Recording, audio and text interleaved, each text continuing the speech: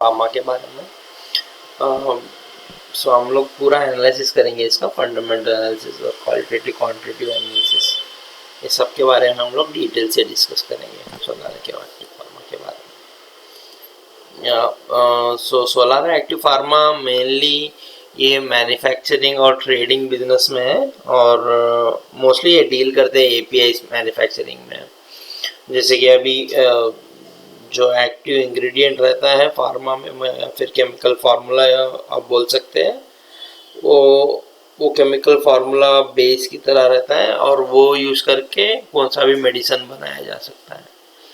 और ये लोग इसके अलावा बहुत सारे बिजनेसेस हैं इनके, दूसरे कॉन्ट्रैक्ट मैन्युफैक्चरिंग भी करते हैं लोग, और खुद के एपीआईज भी बनाते हैं, जिसका मतलब रिसर्च एंड डेवलपमेंट करते हैं।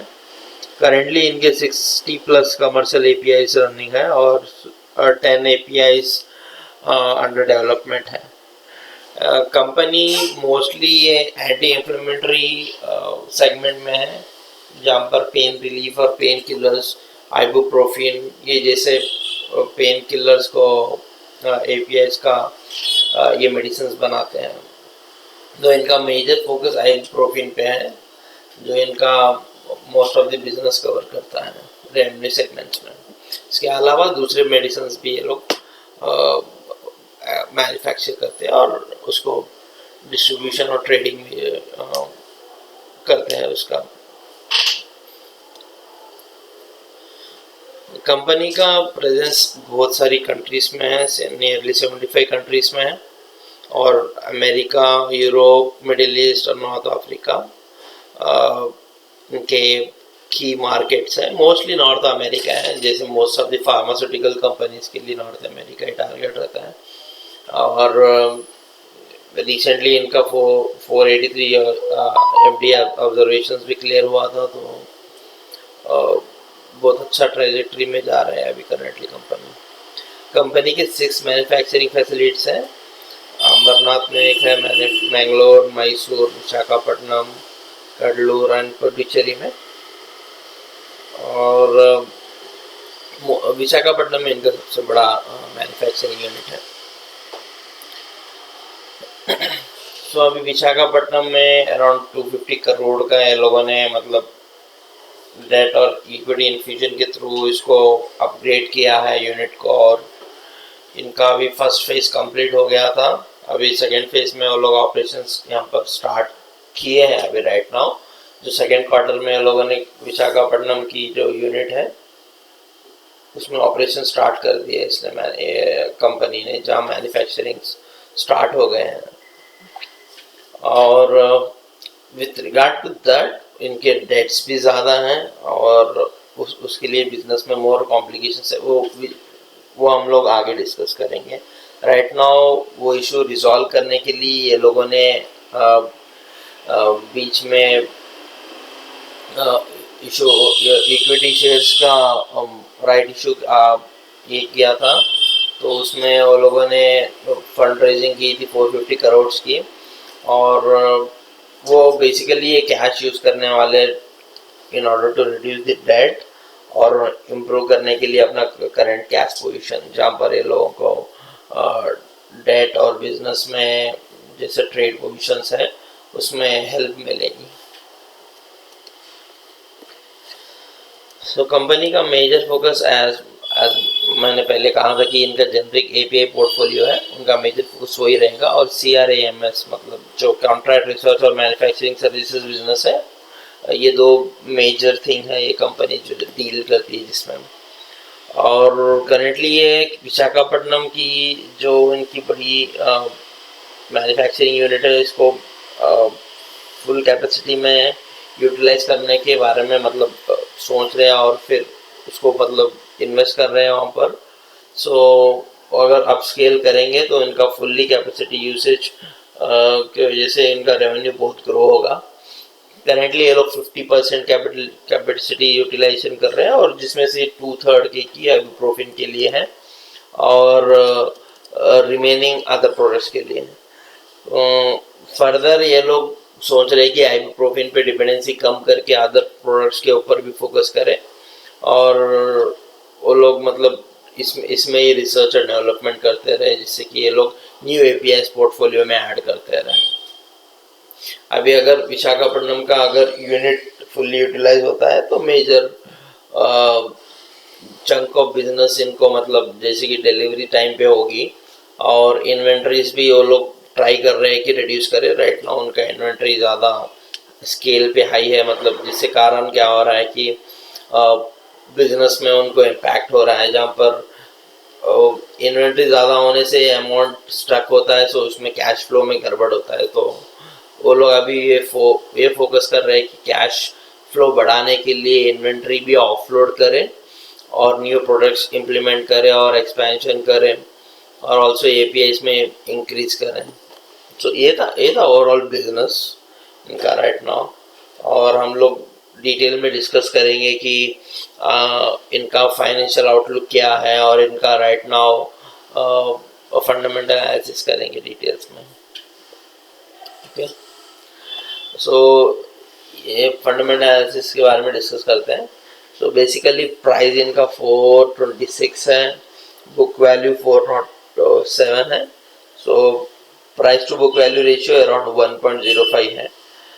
बुक वैल्यू के हिसाब से वैल्यूएशन सही दिख रही है, क्योंकि अगर वही हम लोग इंडस्ट्री स्टैंडर्ड से कंपेयर करें तो करेंगे तो बुक वैल्यू रेशियो 3.37 के अराउंड है और पी 34.9 है। तो इसके इसके अगेंस्ट ये वैल्यूएशन तो सही है, but there are many other factors जिसके कारण इसकी वैल्यूएशन मतलब यहाँ तक पहुँची है। प्राइस इसका प्राइस हाई 1800 था, जहाँ से वो फॉल होते होते यहाँ नीचे आया। उसके मल्टीपल रीजन से we will discuss that further. So P ratio negative, that means it's a loss making company. So right now उनकी ईपीएस भी -9 पे है, डेट टू इक्विटी हाई है, डिविडेंड यील्ड 0%, सो दे वो डिविडेंड प्रोवाइड नहीं करते। ROC 1.8, ROE negative 1.44। सो ये सब बैड साइंस है कंपनी के लिए, किसी भी कंपनी के लिए। लेकिन मेरा मेजर फोकस यहाँ होता है कि कंपनी जब बैड फेज से गुड फेज में एंटर करती है तो मार्केट उसको उसकी अच्छी वैल्यू देता है। तो उसके लिए हम लोग ये एनालिसिस कर रहे हैं कि हम लोग whether we can invest in this company or not. So for me from bad phase to good phase slowly it will improve. So इसीलिए हम लोग सोलारा स्टॉक को डिस्कस कर रहे हैं। सो नेगेटिव फेज अभी चल रहा है कंपनी का, हम लोग आगे की प्रोग्रेस डिस्कस करेंगे आगे। मार्केट कैप अराउंड 1500 करोड़ का है, ईपीएस तो -9 ही है। प्लेज परसेंटेज ये भी बहुत बड़ा बैड साइन है कंपनी के लिए, 43.47% प्लेज किया है लोगों ने खुद की इक्विटी के अगेंस्ट प्रमोटर्स ने। इंडस्ट्री पी 34.9 है, इंडस्ट्री पीवी 3.37। सो ये तो अभी अब हम लोगों ने डिस्कस किया था। तो ये सब फंडामेंटल वैल्यूज है इसके कंपनी के। तो बेसिकली ओवरऑल बुक वैल्यू के अगेंस्ट अच्छा दिख रहा है वैल्यूएशन, बट ये कंपनी लॉस मेकिंग कंपनी है, तो बहुत से लोगों को डाउट रहेगा कि वेदर हम लोग इन्वेस्ट करें या ना करें। हम लोग में डिटेल में डिस्कस करेंगे कि क्यों कंपनी नेगेटिवली प्रॉफिट बना रही है और क्या रीजंस है उसके पीछे। ठीक है, जैसे जैसे हम लोग क्वांटिटेटिव एनालिसिस करेंगे तो हम लोगों को क्लैरिटी पिक्चर वहाँ पर क्लियर दिखेगा, और फंडामेंटल एनालिसिस में भी हम लोग जो बैलेंस शीट की डिस्कशन करेंगे तो हम लोगों को आइडिया आ जाएगा कि क्या हुआ है। आप देख सकते हैं fundamental analysis of balance sheet का। देखिए रिजर्व्स इनके मार्च में 1464 थे, जो गिरकर अभी सितंबर में 1427 हो गए हैं। और लॉन्ग टर्म बोरिंग्स और टोटल बोरिंग्स आप देख सकते हैं कि 1013 था, जो अभी घटकर 985 करोड़ हो गए हैं।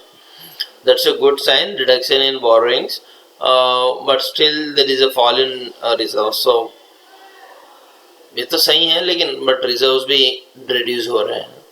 और हम लोग देख सकते हैं कि इनका लॉन्ग टर्म बोरिंग्स भी बहुत हद तक रिड्यूस हो गया है, नियरली 235 करोड़ से 180 करोड़ में चले गया है, तो that's a good sign. Short boring increase हुई है। मोस्टली ये लोग अभी शॉर्ट बोरिंग, मेरे ख्याल से ये लोग अगर टर्न अराउंड करके इसको शॉर्ट बोरिंग्स को जल्दी रीपे करने का ट्राई करेंगे और प्रॉफिटेबिलिटी में आने की कोशिश करेंगे। मोस्टली नेक्स्ट क्वार्टर 1-2 क्वार्टर्स में अगर ये लोग प्रॉफिटेबल होते हैं क्वार्टर ऑन क्वार्टर पे, तो मोस्टली ये लोग शॉर्ट टर्म बोरिंग्स को कवर करने की कोशिश करेंगे। अदर लाइबिलिटीज में जो आएगा वो ट्रेड पेएबल्स आएगा, जो कंपनी अकाउंटेबल है, जिसको मतलब रॉ मटेरियल्स परचेज और अगर थिंग्स के लिए वो पेमेंट करते हैं, तो वो कंपैरिजन यहाँ पर है। तो FY मार्च 2023 में ये 386 करोड़ था और सितंबर 2023 में 427 है। सो ये इंक्रीज हुआ है, तो इसका मतलब they are more due on the payment side, but it's not a factor, we can not tell that as a factor. So हम लोग उसको कंसिडर नहीं करेंगे, बट हम लोग सिर्फ एस्पेक्ट्स को देखेंगे कि कंपनी कितना पे करना है। और फिक्स एसेट्स में तो कंपनी का रिडक्शन हो गया था। मेरे ख्याल से वो लोगों ने सम एसेट सेल करके डेट्स को रीपे किया था, और capital work in progress improve हुआ है, that's a good sign. Investment की कॉन्स्टेंट्स है, इनके अदर एसेट्स भी इम्प्रूव हुए हैं। सो बेसिकली ओवरऑल कंपनी का बैड फेज है currently, but they are trying to improve that. So this balance sheet proves that. और कैश फ्लो नेगेटिव था मार्च तक, अभी फिलहाल अभी भी नेगेटिव ही रहेगा। तो मोस्टली वो लोग जहाँ उनकी चंकी डेट रीपेमेंट्स हो रही है, और mostly whatever the revenue they are generating, वहाँ से चंकी इंटरेस्ट और डेट्स रीपेमेंट्स के लिए चले आ रहा है। तो कंपनी को ग्रोथ के लिए जो कैपेक्स है वो सब अभी मुश्किल होगा। एग्जिस्टिंग यूनिट्स को यूज़ करके वो लोगों को रेवेन्यू जनरेट करना पड़ेगा, जिससे कि वो लोग डेट रिड्यूस कर सकें। और कैपेक्स का प्लान स्लोली टाइम लगेगा इसको, जब तक ये स्टेबल एनवायरनमेंट में नहीं आएंगे। और बेसिकली वो लोग अगर जब राइट्स इशू करके 450 करोड़ उठा रहे हैं मार्केट से, तो वो 450 करोड़ से अगर वो डेट रीपेमेंट ये सब करेंगे, तब चंकी मतलब तब बैलेंस शीट क्लियर हो जाएगा, और तब मेरे ख्याल से ये लोग ग्रोथ की ट्रैजेक्टरी पे जाएंगे। लेकिन मोस्टली कंपनी अभी तो किक स्टार्ट कर रही है कि ग्रोथ पे वापस फोकस करे। और हम लोग देख सकते हैं नेक्स्ट स्लाइड्स में कि क्वांटिटेटिव एनालिसिस में हमें पता चलेगा कि इस क्वार्टर बाय क्वार्टर क्या इम्प्रूव हो रहा है। एनुअल रिजल्ट्स देखते हैं। सो मार्च 2023 के अगेंस्ट करंट टाइम में देखते हैं सेल्स इम्प्रूव हुए हैं और एक्सपेंसेस भी बढ़े हैं, और प्रॉफिट ऑपरेटिंग प्रॉफिट मार्जिन 10% के अराउंड है। तो आप देख सकते हैं यहाँ पर इंटरेस्ट 95 करोड़, डेप्रिसिएशन तो हमें हमेशा करना ही पड़ेगा, लेकिन इंटरेस्ट जो मेजर कंपोनेंट है, जो इनका मेजर एक्सपेंस है, उसके कारण उनका प्रॉफिटेबिलिटी रिड्यूस हो रहा है। So once they get the rights back के राइट्स बैक का जो अमाउंट अगर आएगा, तब मोस्टली नेक्स्ट क्वार्टर में वो लोग अनाउंस करेंगे कि क्या हुआ है, उसके ऊपर क्या प्रोग्रेस है। अगर वो सक्सेस हो गया तो उनके डेट्स रीपेमेंट्स हो जाएगी और इंटरेस्ट उन्हें कम चुकाना पड़ेगा, जिससे कि ओवरऑल प्रॉफिटेबिलिटी इंक्रीज हो जाएगी कंपनी की। सो अभी तो नेगेटिव में ही है, मतलब profit is negative, so it's a kind of loss making company. Okay, so हम लोग अभी ये ओवरऑल डिस्कशन क्यों कर रहे हैं। ये लॉस मेकिंग कंपनी है, इनके बहुत सारे डेट्स है, बहुत सारी प्रॉब्लम्स है, अभी ये लोगों को उससे रिजॉल्व वो राइट्स बैक इशू करके रेज कर रहे हैं अमाउंट। लेकिन ओवरऑल हम लोग एक फैक्टर देख रहे हैं जो जिसके कारण हम लोग इसमें सोच रहे हैं कि इन्वेस्ट करें। सो आप देख सकते हैं इनकी रेवेन्यू सेल्स सितंबर क्वार्टर के लिए 425 करोड़ की है। सो ये अच्छा जंप है, नियरली 70 to 80 करोड़ का जंप है फ्रॉम लास्ट क्वार्टर। सो ये सम ऑफ द फैक्टर्स है जहाँ पर ये लोग ट्राई कर रहे हैं इम्प्रूव करने का, और न्यू मैनेजमेंट आया है, न्यू एमडी आए हैं। तो न्यू एमडी की भी अप्रोच यही है कि मतलब जैसे मैं कॉल सुन रहा था, सब उनकी अप्रोच ये थी कि कंपनी के रेवेन्यूज बढ़ाएं और डेट रिड्यूस करें, सो दैट ग्रोथ की ट्रैजेक्टरी पे वापस ये कंपनी प्रोग्रेस कर सकें। और ये लोग R&D OA सब अभी स्टार्ट करने वाले पे फोकस करना मेजरली। तो जैसे जैसे APIs ऐड होते जाएंगे वैसा वैसा इनका रेवेन्यू ग्रो बढ़ते जाएगा। और इनका कस्टमर बेस तो आइबुप्रोफेन के लिए बहुत स्ट्रांग है। सो मोस्टली वही उसको कंटिन्यू करते हुए ये लोग और एडिशनल APIs ऐड करते जाएंगे। कैश कन्वर्शन साइकिल आप देख सकते हैं कि फ्रॉम FY22 टू 23 थोड़ा इम्प्रूवमेंट हुआ है, बट बहुत सारे मतलब इन्वेंट्री डेज और वर्किंग कैपिटल डेज ये बहुत एलिवेटेड है। मतलब इतना तो नहीं रहना चाहिए। लोगों की इन्वेंट्री जल्द से जल्द मतलब मार्केट में रिलीज करके उससे अच्छा ROC जनरेट करना चाहिए। तो वो एक फैक्टर होगा। और ये चीज़ भी डिस्कशन हुई थी और उनके CEO भी बोल रहे थे कि ये लोग मोस्टली थिंक कर रहे हैं कि ऑफलोड करेंगे इन्वेंट्री और वो अमाउंट हम लोग डेट रिडक्शन में यूज़ करने वाले हैं। मतलब उनका प्लान यही था कि जैसे फंड राइट्स इश्यू और ये बहुत जो जहाँ पर इन्वेंट्री को रिड्यूस करके ये लोग अमाउंट जनरेट करने के ट्राई कर रहे हैं।